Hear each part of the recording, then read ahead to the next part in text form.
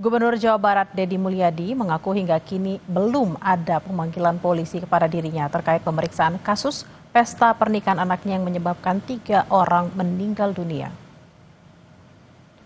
Deddy Mulyadi menekankan siap jika harus dipanggil untuk memberikan keterangan saudara. Deddy menekankan dirinya tak terlibat pesta rakyat yang digelar di siang hari yang berujung merenggut korban jiwa. Deddy memang berencana menggelar pesta rakyat namun di malam hari. Pembagian makanan gratis di siang hari di luar agenda yang direncanakan.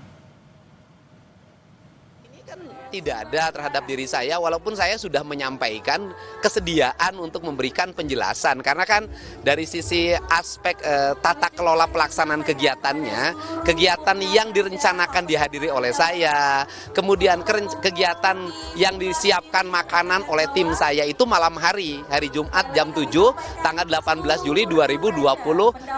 Sedangkan peristiwa ini terjadi kan pada siang hari jam 13. Artinya itu memang di luar perencanaan kegiatan yang saya buat.